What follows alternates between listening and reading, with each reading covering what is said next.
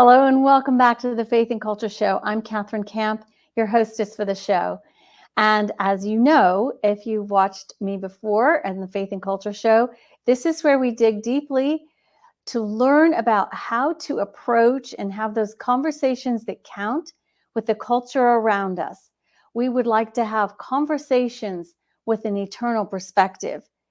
That means that we have to be able to speak to many different people at different levels, just like Jesus spoke at different levels for those that he discipled and the way that he got our attention as well. Today, I have a returning guest, Mr. David Paxton. He's a Bible teacher, and he really picks up on different, I guess, little niches that most of us just don't even think about. But he's going to get us thinking today about different parts of time and what's in the Bible and how maybe we too should be able to look at what's going on the timeline, mostly God's timeline and the way it was understood when the Bible was written. Let's get him on. There we go. Welcome back, David. So good to see how you doing? Again. Yeah. Doing well.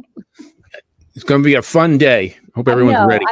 I wish we had 2 hours to talk. So like I said before, I mean it. If you have time, would love for you to come back if we can't finish up this conversation today. Mm-hmm. Yeah, we sure can. In the background. Yeah. It's one of my presentations started playing on me. Oh, well, if you want to share that with us, we can get you to upload it. It was actually the one that we did at the conference where we met. It just all of a sudden started playing. It was weird. Cool. And exciting. I guess it's excited too. Well, we're going to talk about the cosmos because we touched on a few things last time we spoke. Mm-hmm. We touched on a few things about timing, how the Magi were looking at the stars, mm-hmm. Something that they saw, but others may not in this culture today. But the people back then understood. So I don't know anything about this. So you're going to educate us today. So you start wherever you think is important. Okay. Well, I think laying the groundwork is probably the most important.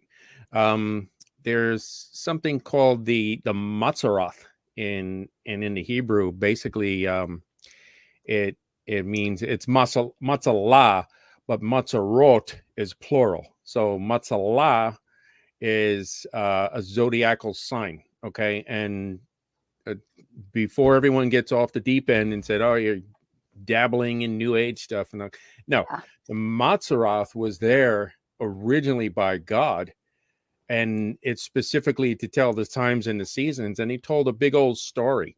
But just like everything else, okay, Satan cannot create anything new. So what he does is he takes what God has made and he twists it, okay? And he says, oh, this is for you, just like he said Adam and Eve, oh, it's good for you. Here, eat this fruit, Mm-hmm. And so he twists it. And that's what the word wicked means, is actually to twist. He's the twister of things because he can't make anything new.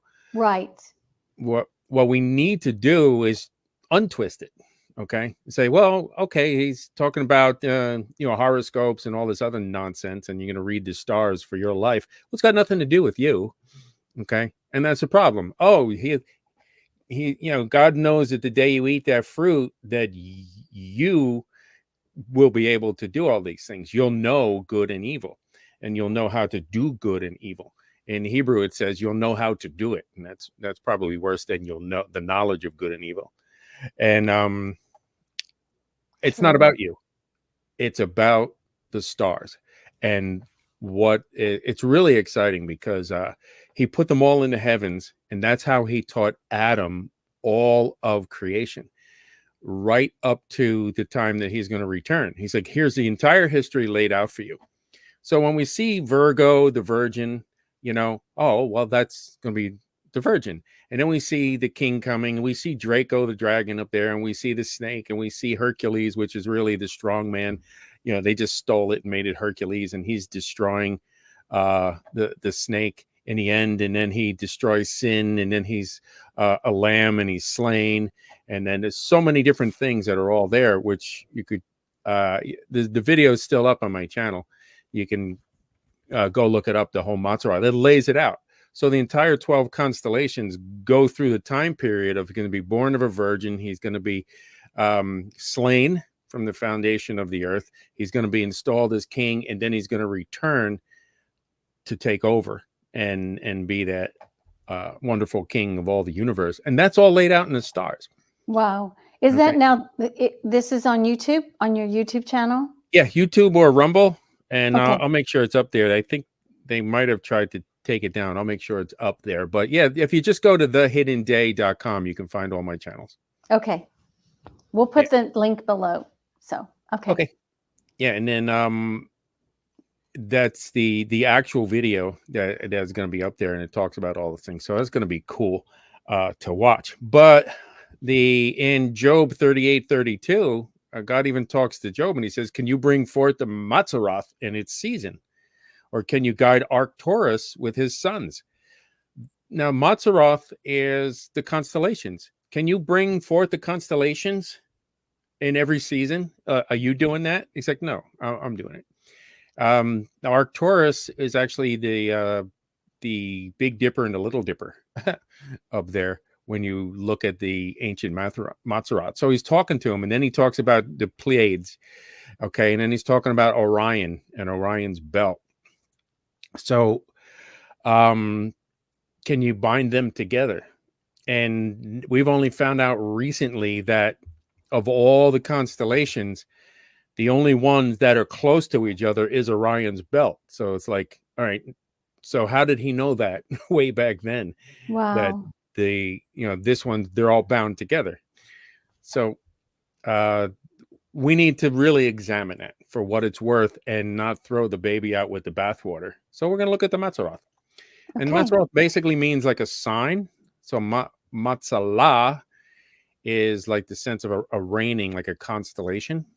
Okay. Matter of fact, that's even where the word Mazel Tov comes from. So we have Matzara is a constellation. Matzarot is all the constellations, because that's plural.